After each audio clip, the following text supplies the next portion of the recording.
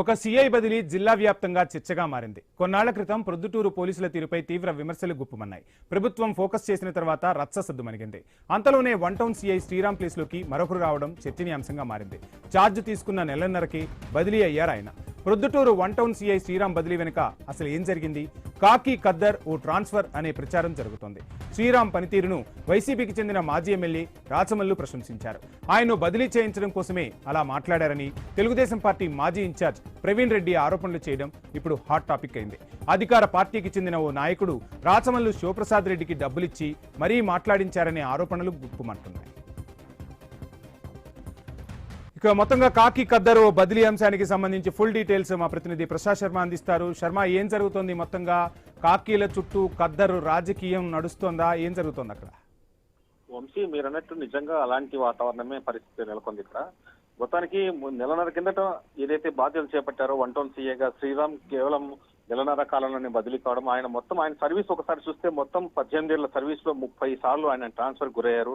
2007లో ముదుగుబ్బలో trainee ఎస్ఐగా ఆయన ఉద్యోగ ప్రస్థానం ప్రారంభించినటువంటి శ్రీరామ్ తర్వాత సీఐగా అనంతపురం, హిందూపురం, మడకశిర, అదోని, కర్నూలు, శ్రీకాళహస్తి, ఆదోని, ప్రొద్దుటూరు ప్రాంతాల్లో విధులు నిర్వహిస్తారు. అయితే తాజాగా ప్రొద్దుటూరు సంబంధించినటువంటి ఈ పోలీసింగ్ విధానం సంబంధించినటువంటి అనేక ఆరోపణలు వెలువెత్తాయి. ఇటీవలే మనమే ఐన్యూస్ ప్రత్యేకంగా వెలువడిచినటువంటి ఈ బంగారు వ్యాపారి కిడ్నాప్ కేసు వ్యవహారంలో కూడా పొద్దుటూరు పోలీసుల జోక్యం, తర్వాత పొద్దుటూరు కిడ్నాప్ వ్యవహారానికి కారణాలతో మొత్తం ప్రొద్దుటూరు సబ్ డివిజన్లను పోలీసులు అందరినీ డీఎస్పీతో సహా బదిలీ చేసిన నేపథ్యంలో కొత్తగా సీఏగా బాధ్యత వన్ టౌన్ సీగా బాధ్యత చేపట్టినటువంటి శ్రీరామ్ కు స్థానికంగా ఉన్నటువంటి ఈ బెట్టింగ్ కార్యకలాపాలు, అసాంఘిక కార్యకలాపాలు ప్రత్యేక దృష్టి పెట్టారు. తర్వాత ప్రతి ఒక్కరిని స్టేషన్ పిలిపించి తనదైన శైలిలో కౌన్సిలింగ్ ఇచ్చారు. ఈ నేపథ్యంలోనే అధికార పార్టీకి చెందినటువంటి నేతలు, తర్వాత ప్రతిపక్ష పార్టీకి చెందిన నేతలు ఇద్దరు కలిసి కూడా తనపై ఒక పక్క ప్రశంసలు వర్షాలు కురిపిస్తూనే మరోవైపు చాప కింద నీళ్ళ అతని బదిలీకి సంబంధించినటువంటి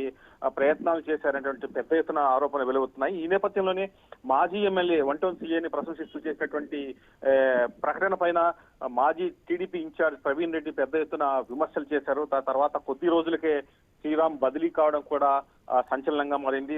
శ్రీరామ్ బదిలీ వెనుక రాజకీయ కారణాలు ఉన్నాయా, మరి ఇతర కారణాలు ఉన్నాయా, మరి త్వరలో వెల్లడయ్యే అవకాశం ఉంది. Right, thank you Prasad Sharma.